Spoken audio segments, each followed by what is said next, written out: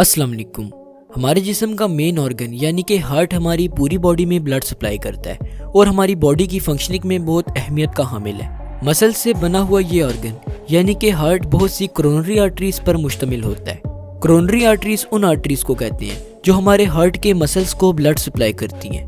अगर किसी भी वजह से कोरोनरी आर्टरी में कोई ब्लॉकेज क्रिएट हो जाए तो हार्ट के मसल्स को खून नहीं मिलता और कॉन्सिक्वेंटली हार्ट अपना फंक्शन परफॉर्म करना स्टॉप भी कर सकता है। इसीलिए जैसे ही कोरोनरी आर्टरी में कोई ब्लॉकेज हो तो उसे फौरन रिजॉल्व किया जाता है। इसे रिजॉल्व करने के बहुत से तरीके हैं, जिनमें से एक हार्ट बाईपास सर्जरी है। इस सर्जरी को हम ओपन हार्ट सर्जरी भी कहते हैं और इसे सिर्फ कार्डियक सर्जन्स ही परफॉर्म कर सकते हैं। इस सर्जरी के दौरान सर्जन्स पेशेंट की चेस्ट को ओपन करते हैं और हार्ट के उस हिस्से को तलाश करते हैं जिसकी वर्किंग में मसला आ रहा हो। इस दुनिया में की जाने वाली सबसे पहली हार्ट बाईपास सर्जरी 2 मई 1960 में की गई।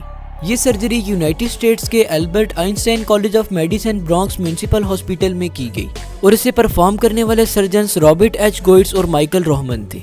बाईपास सर्जरी के दौरान बॉडी के किसी भी पार्ट से आर्टरी या वेन कट की जाती है और इसे ब्लॉक्ड कोरोनरी आर्टरी की जगह प्लेस कर दिया जाता है। आर्टरी या वेन प्लेस करने के बाद इस बात को यकीनी बनाया जाता है कि हार्ट के मसल्स को ऑक्सीजन रिच ब्लड सप्लाई हो रहा हो।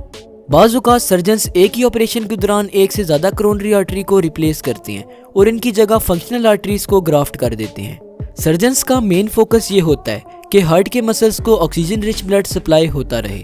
बाईपास ऑपरेशन के बाद पेशेंट को जनरल एनेस्थीसिया दी जाती है।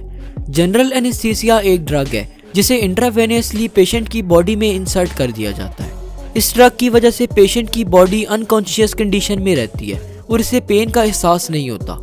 इसके अलावा पेशेंट के माउथ में ब्रीथिंग ट्यूब भी इंसर्ट कर दी जाती है जिसकी मदद से वो सांस लेता रहता है। पेशेंट के यूरिनरी ब्लैडर में सर्जन्स कैथेटर डाल देते हैं और यूरिन की एक्सक्रीशन कैथेटर के थ्रू होती है। कैथेटर एक ट्यूब को कहते हैं जो आमतौर पर यूरिनरी ब्लैडर में इंसर्ट की जाती है ताकि यूरिन की एक्सक्रीशन इस ट्यूब के थ्रू हो सके।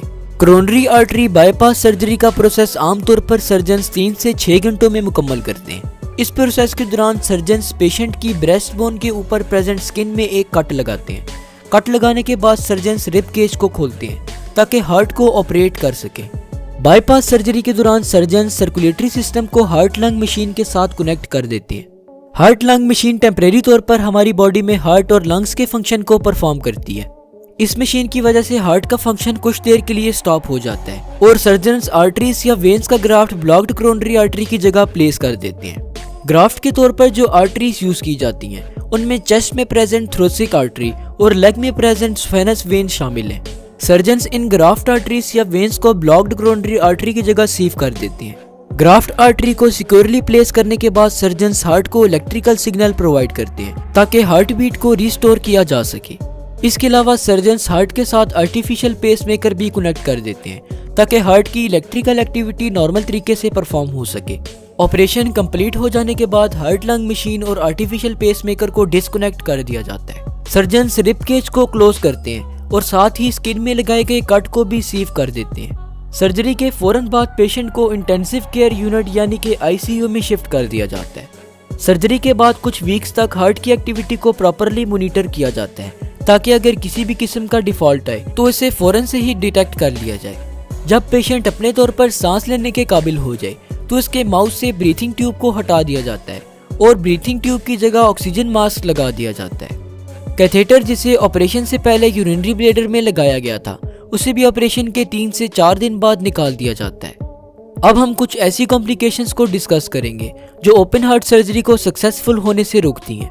डॉक्टर्स अगर इनमें से किसी भी कॉम्प्लिकेशंस को डायग्नोज कर ले तो वो पेशेंट की ओपन हार्ट सर्जरी को करस्पॉन्ड कर देते हैं। इन कॉम्प्लिकेशंस में डायबिटीज, एम्फाइसेमा और किडनी डिजीजेस शामिल हैं।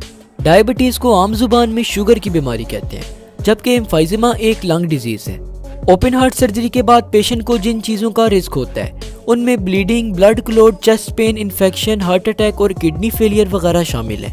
ओपन हार्ट सर्जरी से पहले जिन टेस्ट को किया जाता है उनमें blood test, chest x-ray, electrocardiograph और एंजियोग्राम वगैरह शामिल हैं। ओपन हार्ट सर्जरी के बाद पेशेंट को जो मेडिसिन प्रिस्क्राइब की जाती हैं उनमें एस्पिरिन, बीटा ब्लॉकर्स, नाइट्रेट्स और ACE इनहिबिटर वगैरह शामिल हैं।